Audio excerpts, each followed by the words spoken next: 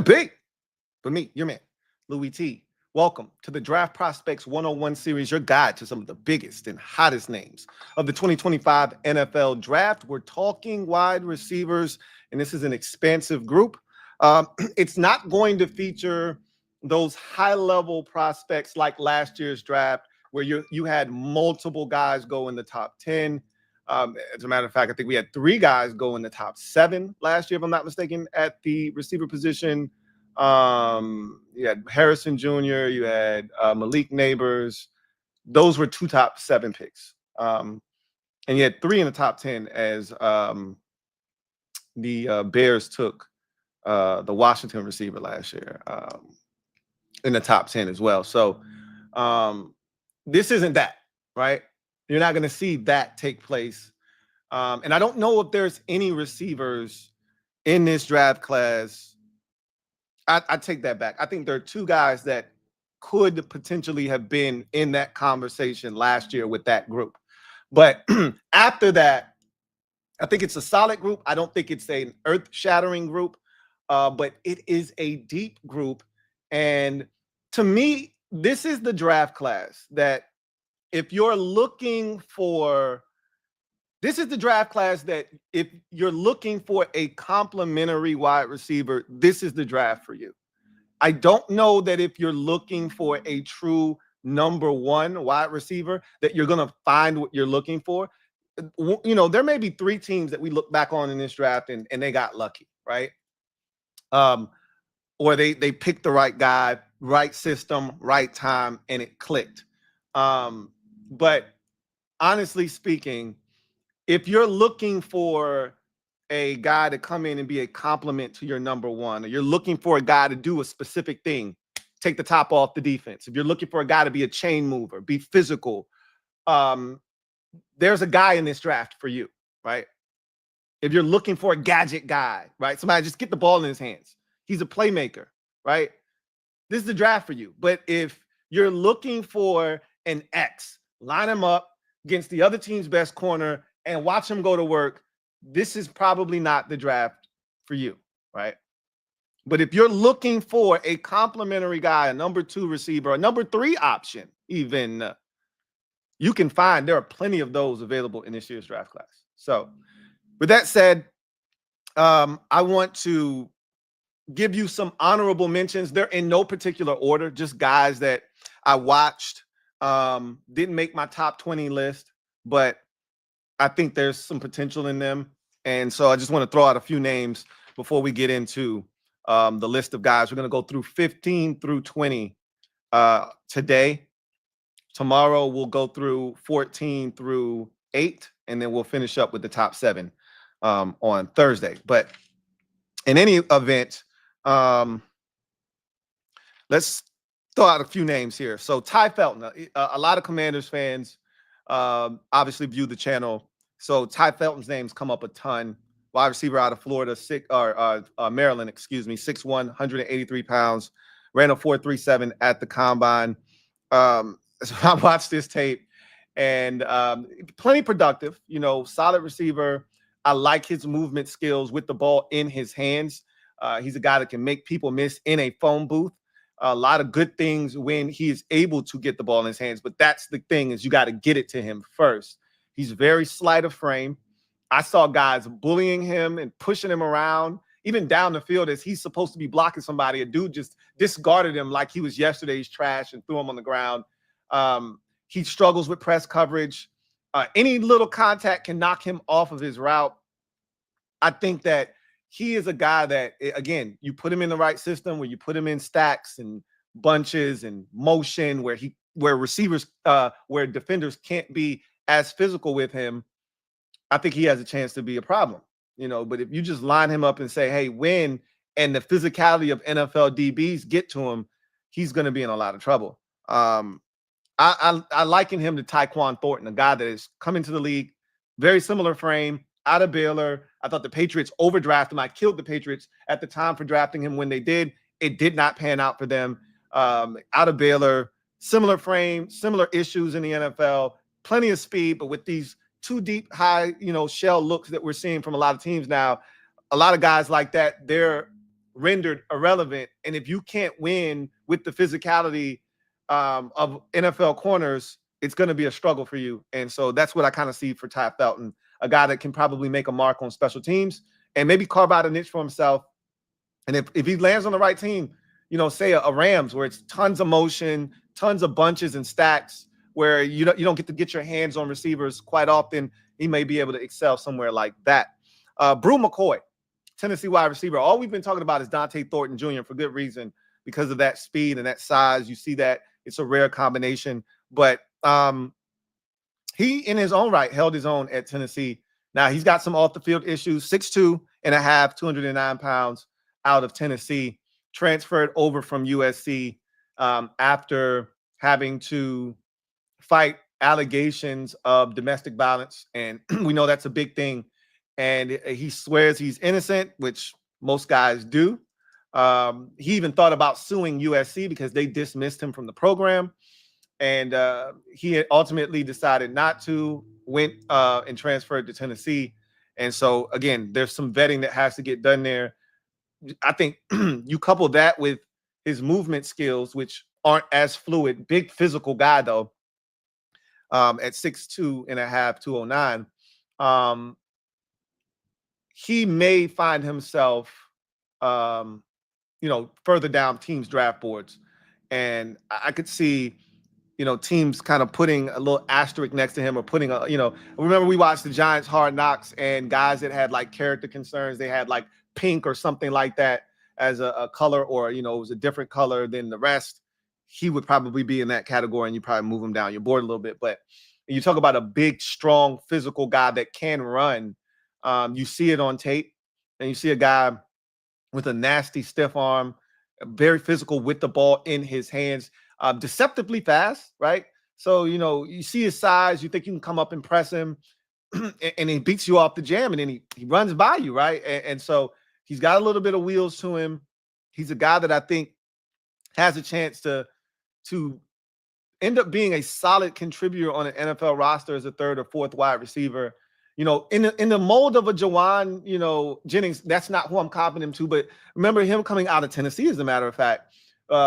Big receiver, physical, wasn't fast, though, and that knocked him down draft boards. But, time and time again, when the 49ers need a big catch, he's a guy that they often go to.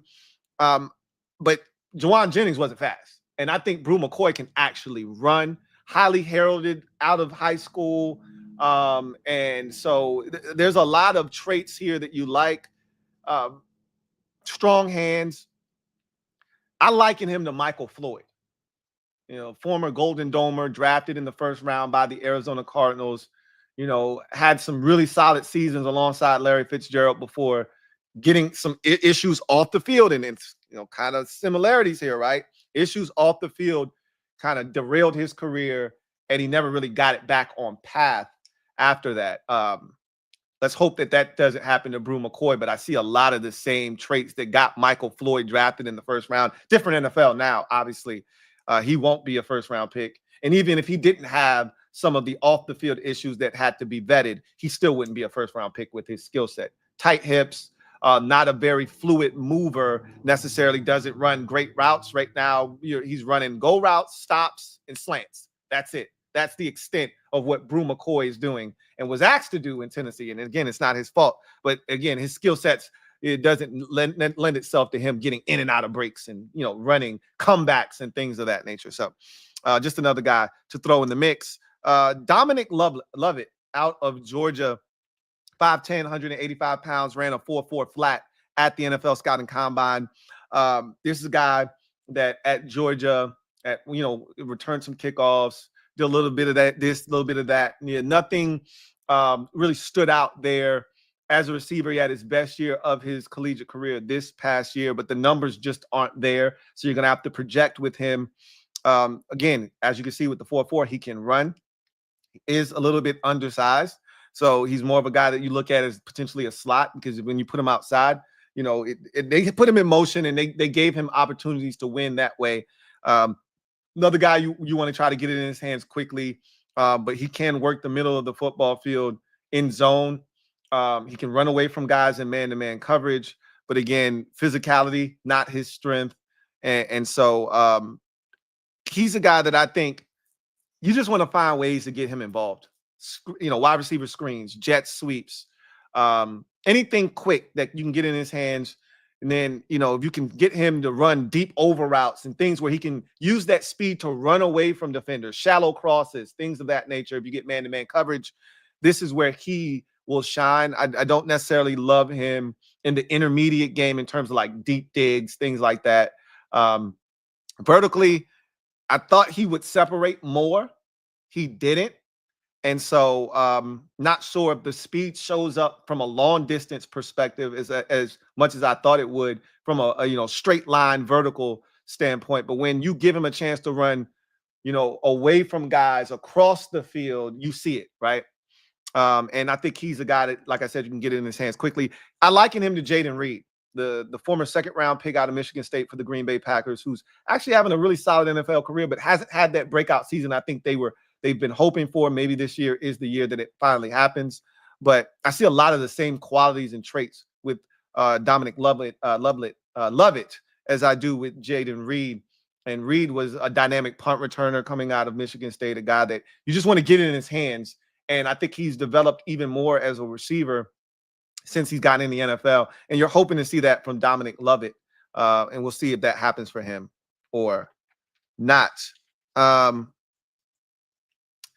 Let's now get to Tory Horton. Horton is a 6'2.5", 196-pound receiver out of Colorado State. He's a guy that ran a 4.41 40 at the combine and even looked disappointed when he did it because he had a foot injury that cost him the final 5 games of the season this past year. And so he had just gotten healthy enough to perform at the combine. So people think he may be even faster than that. And he may be. You watch him on tape, you do see the speed, you do see quickness. I do see a lack of physicality, though. A guy that doesn't necessarily want any contact. And so while I love his speed, I don't love, and again, I don't beat guys up for getting down when they see imminent contact coming. Like if you see 2 defenders coming, you don't think you're going to be able to make them miss, you can get down. But he just gets down and it just seems like as soon as he thinks contact is coming, let me run out of bounds and let me get down on the ground. A lot of wide receiver screens. He wasn't super productive this past year due to the injuries. You go back to 2023, and one of the tapes that everybody wants to throw on is Colorado game.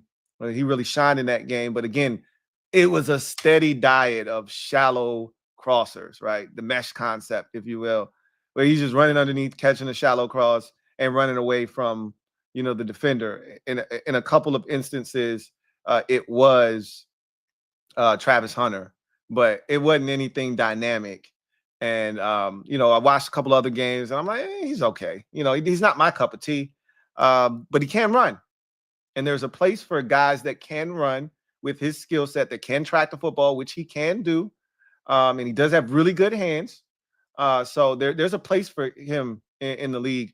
I liken him to a guy that came out last year who had a really good rookie season, in Jalen McMillan out of Washington, drafted by the Buccaneers, and was really productive in his rookie season. Again, fit matters when you talk about a guy like Tory Horton. You need to find a team that is looking for someone to stretch the football field vertically. Not going to ask him to come in here and be a number 2 or even a number 3 necessarily right off the bat. He may ultimately grow into that role, but I don't see him being a number 2 in this league. I don't see him he's definitely not a number 1 wide receiver, but I think he can be a very competent 3rd option for a good football team. But it may take a year or 2 for that to manifest itself. I think he's got to have a stronger mindset, be a little bit more physical. And I don't know if that's in his nature or not, but what he can do is he can run and he can track the football. And those things play well at the NFL level. Chimere Dike, 6'1", 196-pound wide receiver out of Florida by way of Wisconsin. I remember him at Wisconsin, actually. And then I didn't even realize he had transferred over to Florida. 4.3, 440, so he can flat out fly. I actually like his game. I appreciate what he brings to the table. There's a level of toughness there that he brings to the table. He can run, and you can see it. Like there are times, and it's a shame that the quarterback situation at Florida this year wasn't it wasn't consistent. I actually like Lagway a lot better than Graham Mertz, but it seemed like it was constantly back and forth between the two of them. If the quarterbacking were a little bit more consistent, I think he would have had even better numbers than what he put forth. But there's a physicality that he plays with, so he can do the underneath dirty work. I think he would fit really well on a team like the Rams. Again, one of these teams that does a lot of motion, will hide a guy at the line of scrimmage as a wing and then send him, to the other side of the formation, sift across the formation into the flats, and you just get it to him. He strikes me as a guy that would excel in a system like that. But anywhere where you can run the football and then you want to go play action off of it, I think there is a place in the league for a guy like Chimere Dike.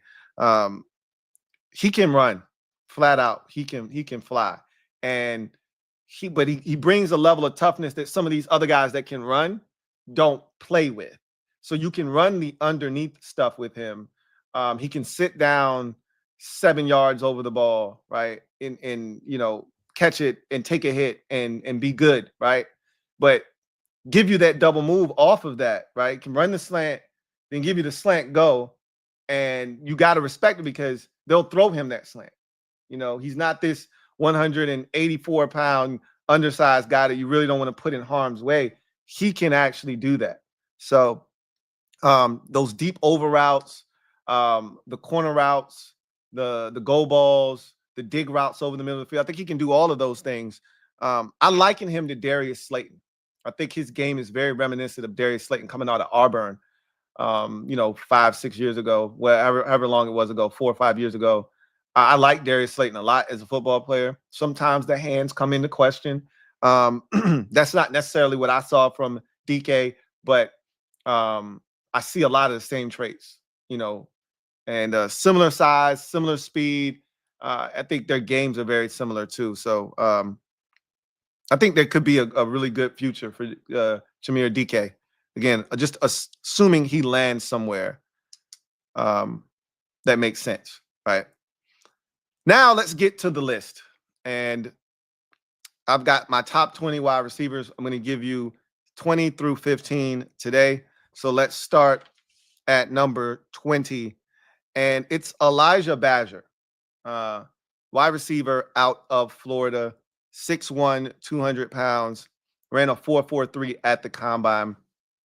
And I just like the way, I just really appreciate the way he plays the game. Plays hard, plays aggressively, even down to the run game. So many of these receivers, it's hit or miss in the run game. I'll block if I feel like it, but y'all got it. Y'all don't need me on this. I'll take a break. I've been running routes, and college football has de-evolved, I feel like, especially from a route running, perspective. So many, RPOs now. The game is probably 90% RPOs. So every play is a run pass option. So the receiver a lot of times don't know if they're getting the ball or if it's a run. And so they're running a route. They turn around, it's a run. The defender's eyes are in the backfield. They've already taken off to try to go get the running back. But this guy competes as a blocker as well. As the 4.43 speed indicates, he can beat you vertical. I love the way he tracks the football. There's some guys in this draft that will track the ball and not catch it. Don't track it well. He attacks the football while it's in the air. Does a great job of tracking it and then catching the football. He fights through contact. Some of these guys don't do a good job. Like I talked about Tai Felton. The defender's got his hands on him, slowing him down. And I'm like, get his hands off of you, right?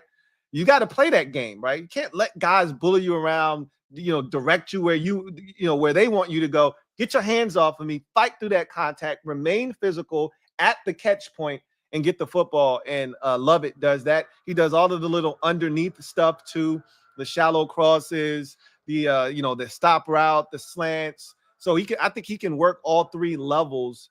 And he's a guy that just exudes toughness, has the speed to stretch the football field vertically, can do all of the little things. I think, again, there's a place in the league for guys like him. I think he could be a third, fourth option in this league and comfortably do that. My comp for him is another former Florida Gator in Van Jefferson. I think their games are very similar. They do a lot of the same things. And so I think Van Jefferson has found a way to stay relevant in the league, even though he hasn't really produced at the level that his talents suggest he should. And so I think Van Jefferson's been on 3 teams already. I think he's been an Atlanta Falcon, a Pittsburgh Steeler, and he was drafted in the league by the Los Angeles Rams. So Van Jefferson has found a way to stay relevant despite really not producing at the level that his talent suggests. I see a lot of that in Elijah Badger, and the production numbers aren't off the charts for him. But I think the trajectory for him is up. The arrow is pointing upwards, and I see enough of a pathway for him to be successful at the NFL level if he given the right opportunity. Getting to number 19 on my list, it's Jaylen Lane, Virginia Tech wide receiver, 5'9" and 3/4. So essentially 5'10", $191. So 5'10", $190, essentially, if we're rounding those numbers. This is a guy that ran a 4.34 40 at the scouting combine. So again, another guy that can absolutely pick him up and put him down. And I'm just going to go right out. Normally I talk about the player and the things that they bring to the table, and then who I comp them to. I'm just going to give you the comp because literally you could take everything I said about this guy when he came out in the draft about 3 years ago and place it on this guy. And I think it would be a direct, DNA match. And that's Elijah Moore. I think the size is basically right on par. The speed, I think Elijah Moore, if I'm not mistaken, ran a 4.34, 4.33, 4.35, somewhere in that same neighborhood. He might have even ran a 4.34. Exactly. I'm not sure. But I just remember coming away super impressed when he was coming out of Ole Miss and thinking about how he attacked the ball, how he could get open, how he could work all 3 levels of the football field. And I just thought he was going to be a problem. And he just hasn't been, for whatever. As a matter of fact, Elijah Moore is still a free agent wide receiver right now, which is baffling and mind-boggling. Has he been that bad? Is there something wrong with him to the point where no one wants to give this young man a chance? I can't figure it out for the life of me, but I know a lot of what Jaylen Lane brings to the table looks a lot like Elijah Moore. And just because Elijah Moore didn't work doesn't mean Jaylen Lane won't. And I feel the same way I felt about Elijah Moore coming out, that Jaylen Lane, if you put him in the right situation, and really I think you don't even necessarily have to put him in the right situation, but as we saw with Elijah Moore, you put him in an organization with the Jets where it was dysfunctional and they didn't have their quarterback situation squared away. He got frustrated with the lack of playing time, demanded to be traded, went to Cleveland, another dysfunctional situation with their quarterback situation, not ideal. And all of a sudden now this man's looking for work, right? So it does matter where you go, but his skill set, Jaylen Lane's skill set, suggests that he should be able to flourish in any system that you put him in, because again, he's more of a guy that you're going to play inside because of his size. But at 5'10", 190 pounds, you can go outside too. And he's shown the ability to play inside and outside, but most of his damage was done from the slot.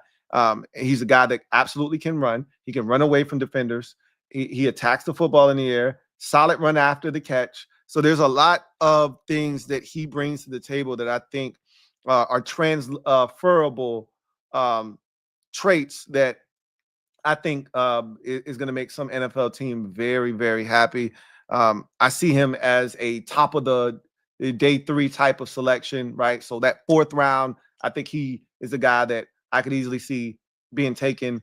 It wouldn't shock me if he goes in day 2, the end of day 2 in the 3rd round. Again, somewhere in that neighborhood is where I feel like he should be coming off the board, and I think he could be a really good player in this league. So Jaylen Lane is my number 19.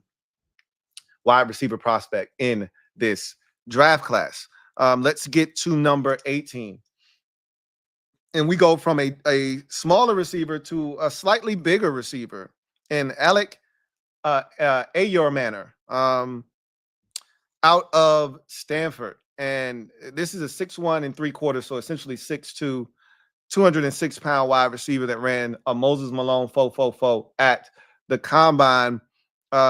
This is a guy that made his name back in 2023, destroying Colorado. And so many people made it seem like he just absolutely took Travis Hunter to the woodshed. Now, the man had almost, 300 yards receiving in that game. And most, I would say, of it did not come on Travis Hunter. But of course, when you have that many yards in a game, there's a ton of big plays. And like 2 of those plays didn't come against Travis Hunter. Now, there were a couple of nickel dimers that came against Hunter, and then there was one big catch and run that came against Travis Hunter for a touchdown. But this guy is similar to Bru McCoy, who is similar size and, I'm assuming speed. We haven't, Bru McCoy didn't run, and I don't think he's going to run a sub 4.5, but route tree's a little limited, right? But he wasn't asked to do a ton at Stanford. Slants, goals, stops. That was essentially, and this is a guy that is of Canadian, is a Canadian. So I don't know how much football was a part of his background growing up. I think he is still raw, still learning, the ins and out of the wide receiver position. But you can see that he's got some workable traits and tools here. I like that he can get vertical. I like that he can run away from people. I like the physicality that he plays with. I liken him to Gabe Davis, former Bills receiver, now Jaguars wide receiver. Strong hands, can attack the football down the field, can make plays. I remember Gabe Davis coming out of UCF, not an expansive, route tree, right? They would line Gabe Davis all the way out by the sideline, sort of like Tennessee does with their receivers. Split them as wide out as you can, and then have them run verts, right? Gabe Davis would almost be off the screen. He was so wide. And Stanford does a little bit of that, right? Wide splits. And you could always tell what route he was running, right? Wide split, he's going to run a slant. If he reduces that split, he's either running a fade or he's running some sort of out, right? Or an out and up or something of that ilk, right? So you could always kind of tell because they didn't really try to hide it, right? But he would always still make the play. So he reminds me a lot of Gabe Davis with this skill set. And we'll see if he can come in and have the type of impact Gabe Davis had on that rookie contract with the Buffalo Bills that, landed him the name Big Game Gabe, right? So we'll see if Elic Ayomanor is able to make that work in the NFL. He's my 18th best wide receiver. Now moving to number 17 on my list. It's a guy that I think he's going to end up being a lot of fans, favorite guy in this draft because when you see that height, that speed, that ability for the big play, people get excited. I'm talking about, of course, Dante Thornton Jr., the wide receiver out of Tennessee, 6'5", 205 pounds, ran a blazing 4.3 flat at the combine. And boy, does it show up on tape. I mean, go watch the Vandy game. Go watch the Oklahoma game.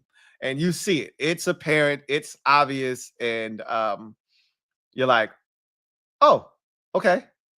Wow. So that size and that speed gets you excited right off the bat. Now, the production isn't tremendous. And he's sort of a one-trick pony right now. And I don't know if that's ever going to change.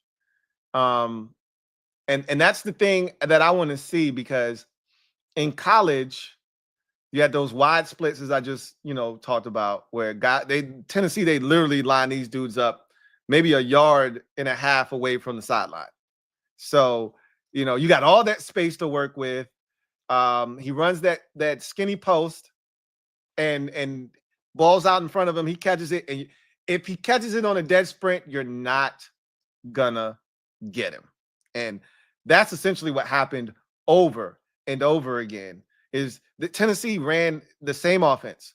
It's RPO, RPO, RPO, RPO you to death, RPO you to death, right? But 90% of them are runs. And then right when you fall asleep and they lull you to sleep with all these RPO runs, he pulls it out of the belly and guys suck up.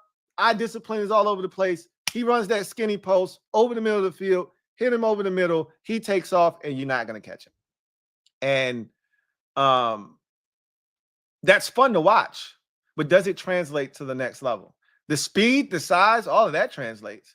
But today in the NFL, the too high shell is the flavor du jour, right? Teams aren't letting you get vertical, right? We're not letting you beat us deep. And with that kind of speed, he's going to be noticeable when he hits the field. You can't hide him. He's 6'5", right? So immediately when he hits the field, you're going to be checking for him. And for nothing else, he's going to be an excellent decoy if you put him on the field. And all you've got to do is complete one deep ball or one route over the middle of the field where he's able to run away from defenders. That's all you got to do. To me, if you put him on a team that is able to run the football with great success, and then you have this guy on some play action fake type shit, he is going to be a nightmare to have to deal with. And the guy that I'm comparing him to, you don't see this very often. When's the last time you saw a guy 6'5", 205 pounds running a 4.340, right? You just don't, okay? You don't. So he's rare just off of his height, weight, and speed. This is a rare combination. That's why people are excited, but he didn't do much else. Now, I will say, when they would throw him hitches and things of that nature, I actually liked how he moved with the ball in his hands. He didn't look like a guy that was only capable of running in a straight line. He would make a guy miss, but he's not going to do a whole hell of a lot, right? This is a straight line speed guy we're talking about here. But there's a place in the NFL for that. And he can run, and he's big, and he's physical enough. So, and that speed, it gets your attention. And so, anybody that runs play action fake, like if you can run the ball with great success and then go play action fake off of it, this is your man right here. And the guy I'm comparing him to, MVS, is the last guy that we saw with this combination of height, weight, and speed. MVS, 6'4", and I think he's right around 200 pounds. Ran that 4. I think MVS ran a 4.27. 4.34, something, and it's somewhere in that neighborhood, right where we are talking this 4.3 with Dante Thornton Jr. And I remember MVS coming out and thinking, wow, this guy's got some tremendous speed. We'll see how it translates. And he went to Green Bay, and boy, when they would run that football and then Aaron Rodgers would go play action fake and MVS would get behind the defense, it was a thing of beauty. Now, he would drop the football. He would catch some, he would drop some, but when he would catch it, it was a thing of beauty. That's where Dante Thornton is better than an MVS because his hands are much better. And I think he plays faster than MVS does. We'll see. But that's the type of offense he needs to be with. You put him somewhere where you run it, and then all of a sudden, boom, play action fake. Guys behind you. That's where he's going to shine. Or a team that can run RPO, right? Have a quarterback that has dynamic legs, have a running back that has dynamic legs where you have to focus on that run game. You got to worry about that quarterback pulling it out and running, or that running back getting it in his belly and taking off. And then you pull it out, you run that quick slant behind it, right? In that RPO game, and you run that slant with Thornton, you hit him on the money, on the move, and let him outrun the angle of the safety. Corner's already beat. Outrun the angle of the safety and off to the races. They won't catch him. So He can fit in a couple of different schemes in today's NFL, but that too high safety look could render him irrelevant if he can't find a way to make himself useful in some other way, right? He's an exciting player to watch. Think the intrigue around him is going to be fascinating to watch, because I want to know, some team's going to fall in love with that skill set. And to me, 4th round is probably where he should go. Back into the 3rd round, maybe, if the speed gets you excited. Well, all it takes is one team to fall in love with the size, the height, and all of a sudden, he's a 2nd round pick. I can always tell you the one thing that teams fall in love with over and over again and get duped with all the time is speed, especially at the receiver position. We see it all the time. We see it. That's how John Ross was a top 10 pick in his draft class. There was no way John Ross should have been a top 10 pick. But speed will do that. People are enamored with speed. And if you can run with that size, you're going to be on people's radar. That's my number 17 wide receiver. Number 16 in this draft class is a guy that is really interesting to me. I actually like him a lot. Watching his tape, I said, I think he's going to be a good pro, man. I'm talking about Isaac TeSlaa, wide receiver out of Arkansas. 6'4", 214 pounds, ran a 4.43 at the combine. Started out his career at Hilldale, where his father went to school. Played there for 3 years, transferred over to Arkansas for the final 2 years of his career. And I thought he really showed well playing and seeing that level of competition jump from Hilldale to Arkansas in the SEC. And he looks like he belongs. You watch the first game I looked at was I watched him against Texas A&M. First play of the game, all schedule. He gets up the field, gets vertical, runs by the defender, and it's a 75-yard touchdown in the first play of the game. You're like, oh shit, okay. So the 4.43 is legit, right? But he's so much more than that at 6'4", 215. He's physical. He's really a slot receiver, right? He's a big slot because most of his damage, when you watch him, he is in the slot. And there is a place in the NFL for the big slot receiver. We see it all the time now, right? We go through these phases where, it's the small, diminutive, quick, shifty slot, right? And we went through that phase. And now it's kind of gone back to the big slot receiver, the guy that it creates a mismatch because, the adjustment to the small, shifty slot receiver. Well, let's go get us a small, shifty, dynamic nickel corner, right? Well, to combat that, let's go get the big physical wide receiver that small, shifty slot can't cover. Too slow for the safety to come over here, too big for the nickel corner. That's what you're looking for. And TeSlaa kind of gives you the best of both worlds because he can run, right? But he's also big and he's physical. And he'll go in, he'll do the dirty work, he'll block, he'll catch the underneath routes, but he can get vertical as well. They run the seams with him. They run the slot fades with him. He runs the out route. He runs a very, diverse route tree. He's a fluid mover for his size. What I think is when you look up 5 years from now, you're going to look up and Isaac TeSlaa is going to be putting together a very, very solid NFL career. Similar to the guy that I'm comparing him to in Justin Watson, who was drafted by the Buccaneers out of Penn, was there when they won the Super Bowl in 2020, went on to Kansas City and was one of Mahomes' favorite targets during his stay in Kansas City. He's now with the Houston Texans, is Justin Watson. And TeSlaa reminds me a lot of Watson. I think his hands are better. Watson, for whatever reason, this past year couldn't catch claps in a whorehouse, but he was a guy that Mahomes trusted. And you look up and Justin Watson has 3 Super Bowl rings in like 5 years, 6 years in his NFL career. And he was a contributor. I look at Isaac TeSlaa and I'm saying he could easily be a better version of Justin Watson. We look up 5, 6 years from now and we're like, man, Isaac TeSlaa is a really good football player in the NFL. I could see that. So that's my number 16 wide receiver.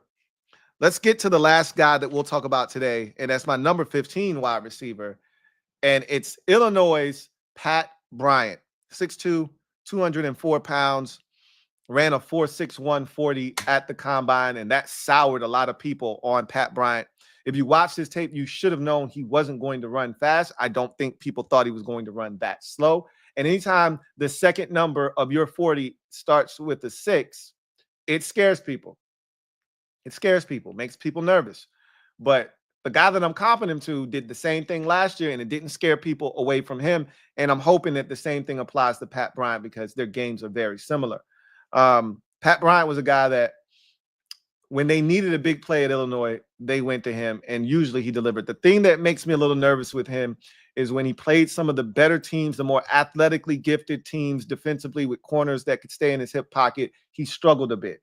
That makes me nervous, but it made me nervous about the guy that I'm comping him to that got drafted last year that people told me I was crazy about, and I really didn't see anything from him this year. But again, it's year one. I don't judge rookies on what they do in their first year, 2, or even 3 sometimes. Got to give them time to develop.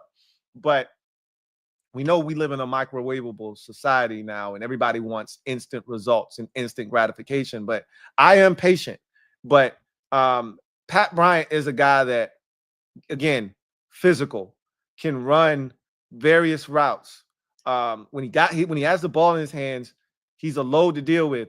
Very good stiff arm. A guy that, again, not the fastest guy in the world, but just knows how to maneuver the football field. You know, how to sit down in zone coverage, make himself an available target to the quarterback. You know, he's not the fastest guy, but he will pull away. They did a great job at Illinois of moving him around. He was constantly in motion, right? Starting on one side of the formation, ending up tight in that wing position, sifting across the formation, hit him in the flats. Start him out wide, motion him into the slot, have him run a wheel route up the sideline. Start him in the slot, motion him out towards the or start him out wide, motion him into a bunch or a stack behind the receiver that's on the line of scrimmage, and then he runs a quick over route, right? Deep over route, and he separates and he catches the football and he makes something happen after the catch, and he can track the ball in the air and he can go up and high point it, and he can be physical at the point of catch. There's a lot of things he brings to the table that play at the NFL level for a guy that I don't think is going to be able to separate from sticky man-to-man coverage. But there are ways he can affect the game. All right. And again, we've seen, and I keep bringing up the Rams because I think they do the best job of helping guys who don't separate from man-to-man coverage all that well. They do a great job of putting those guys in great positions to get open, right? To use their frame as the separator, right? Pat Bryant is another one of those dudes that he can use his frame as the separator. He can go up and he can attack the football and he can make plays. And my comp for him is Keon Coleman out of Florida State last year. You know, was at Michigan State, transferred over to Florida State. People were going goo goo gaga over that guy. I wasn't the biggest Keon Coleman fan. I told you that last year. I did not love the pick of him early in the second round by Buffalo. We'll see what he ends up being in the NFL. I love his personality, though. He's a character, but that 4.6 made me a little sour on Keon Coleman, and I didn't love the tape to begin with. But Pat Bryant, I like his tape more, and I learned from last year not to necessarily let the speed be the determining factor as to why I do or don't like a guy. Because if you can play and you can make plays, and again, if you can make contested catches, look, you may not separate, but if you can make the contested catch, you're fine by me, okay? As long as you know who you are and you're able to excel at what you do, we're good. If you can't separate and you struggle to make contested catches, we have an issue, right? We have a problem on our hands, okay? Pat Bryant can make contested catches. He can catch the football, make something happen after he catches the football. He can track it. He'll attack it. There's a lot to like here. Pat Bryant, my 15th wide receiver in this draft class. So let's get to the comment section and we'll wrap up volume 3. We'll be back tomorrow with volume 2. We'll get to 14 through 8 tomorrow. Then we'll finish up with the top 7 guys in this draft class on Thursday for volume number one. So, my guy Ree, thank you for the super chat. Greatly appreciate you. Thank you for being a member of, or thank you for being a mod. He writes, Emeka Egbuka is a Chris Godwin clone, Lou, to a T. They are the same player. I think from a business perspective, they are. Absolutely. I think Emeka Egbuka has a chance to be better than Chris Godwin. But you're not far off. You're not far off at all.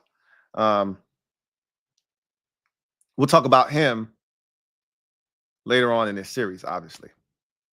Ree, thank you for the super chat. Greatly appreciate you. Double up. Thank you for doubling up. Who writes, Jaylen McMillan came up big for us this year. 8 TDs. Did you like him as a prospect? I thought he was really solid. Remember, that whole UW, core of receivers were really good, right? They were all there with Michael Penix Jr. And so, whether you were watching the receiver that the Bears took, I don't know why I can't think of his name. Whether you were watching him, you were watching Penix, you were watching McMillan, or you were watching the other receiver that the Patriots took. There was so much talent there last year. McMillan was a big part of their success in going to the national championship game. So, yes, I did like his game coming out. Ree, thank you for the super chat. Greatly appreciate you. My guy, Ree, writes, normally I would say my Bucks are not targeting a receiver in the first round, but hey, you never know who might be there at 19 for us. You never know. And this is a weird draft because I don't think you can really, after, and really you can say that about almost any draft, but after seeing what we saw last year, and this is not last year's draft, obviously. The high level talent doesn't exist like it did last year. And to take it a step further, not on the offensive side at least, where the first 15 picks were all offensive guys, right? Like that's not going to happen this year. Or the first 14 picks, I believe, were all offensive guys. But what is going to be interesting is, how do teams go about positions that are deep? Because there's, two really schools of thought. Hey, it's a deep position, but it's still some elite stuff at the top. Let me get mine. Let me reach in there and grab mine real quick. Or it's a deep position. Let me get something at a position where there's not as much of it at. And then I can always double back and get me something at running back or defensive line, or et cetera, right? Interior offensive line, all of those positions that are super deep. And I think receiver is a deep position. It's just, again, the level of quality at the top isn't as great. So there isn't as much quality at the top, but there's a ton of quantity, right? And again, I've already laid this out for you. This isn't the draft to be looking for a number one wide receiver. There may be 2 or 3 that emerge out of this year's draft class. Maybe. You're hoping. I was talking to a buddy of mine, and 5 guys, I said, have a chance to be a number one wide receiver. 4 in a possible. Have a chance to be number one wide receivers coming out of this draft class. But again, just because you have that talent doesn't mean you actually blossom into a full-blown, unquestioned number one wide receiver, right? So, but it's a draft full of complementary guys. And you never know, what the Bucks may decide to do. It doesn't feel like you're targeting a receiver at 19. With Godwin coming back, obviously coming off of injury still, Mike Evans still there, still going strong. Godwin still there. And then like you just talked about, Jaylen McMillan being a guy that really provided a shot in the arm for you offensively, especially when Godwin went down. That's 3 receivers right there. And I can't imagine you saying we need a first-round wide receiver. There have to be other positions that edge rusher just sticks out like a sore thumb. Yeah, you signed Hassan Reddick to a 1-year deal, but edge rusher has to be, among things that are top of your list. Corner probably is pretty high on your list as well, I would imagine. So, you know, these are things that I think you would probably more so look to attack in the first round than a wide receiver. But like you said, you never know, right? You never know. A guy falls to you that you didn't expect. All bets are off. All bets are off. Ree, thank you for the super chat. Greatly appreciate you. Ree writes, do you think any top prospects have a chance to fall right into our laps at 19? If so, who? Every year, there are guys that have a chance to fall.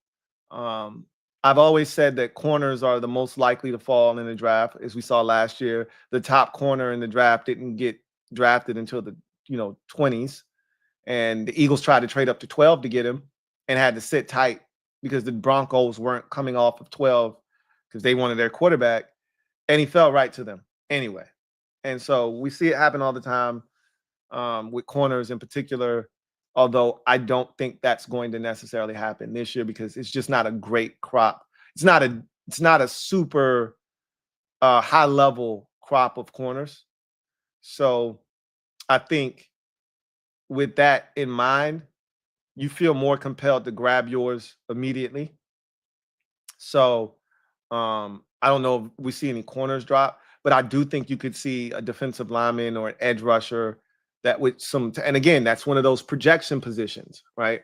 Receiver is going to fall in this draft. I definitely will tell you, receiver will fall in this draft, and because it's just not thought of as a super talented receiver group. And with that said, this is one of those drafts where the first receiver might not be taken until I'll say this: you will probably see a tight end go before a wide receiver in this draft, and I wouldn't even blink, right? I wouldn't even blink if that happened. It's rare that happens, that a receiver or that a tight end goes before a receiver in a draft. That rarely happens. It's happened before, but it rarely happens. That may happen in this draft, depending on what Jacksonville decides to do. After moving on from Evan Ingram, feels like Jacksonville is a hot spot potentially for a tight end. They may decide to go defensive tackle. We'll see what they decide to do. But, at 19, anything can happen. Anything can happen. The likelihood, if you're looking for something talented to fall to you, edge rusher is what you should be looking at. Obviously, you probably want to also continue to build up your offensive line as well. But I wouldn't be shocked if a really talented edge rusher, 2 or 3 of them aren't sitting there at 19. That in a normal draft, right? And when I say a normal draft, excuse me, one where that kind of talent is valued a lot higher, where running backs aren't being talked about as potential first-round picks. That because in a normal draft, we're not having first-round running back discussions, multiple first-round running back discussions. We're not having that. Not in a normal draft, right? That's running back second round. We start talking about them in the second round. And ultimately, Genty may be the only guy that goes in the first round, ultimately. But you just never know, like you said, right? You never know. So anyway, I digress. That's going to do it for me, your man Louie T, here on the Wide Receiver Draft Prospects 101 Volume 3. We'll be back with Volume 2 tomorrow, Volume 1 on Thursday. We'll wrap up the position, talk about them as a whole, and then move on to the tight end position, and then go from there, right? As we continue to close in on the 2025 NFL Draft. And we may double up, I may decide on, Wednesday. I'm going to give you volumes 1, 2, and 1 and just knock out the position. And then just depends on, how much I have on my plate and where I am. We may speed this thing up just so we can try to get through as many positions as possible heading into the draft. But with that said, that's going to do it for me, your man Louie T. I look forward to chopping it up with you guys tomorrow when we come back and we get to the next portion of my list. And it's an intriguing, like I said, it's an intriguing group. And the next group is a group that I am really fascinated by. The top of this draft class, immense potential. But this next group, they're really, really interesting. So we'll talk about them. But till then, I'm your man, Louie T, signing off. You guys have a good one. Take care. See you next time.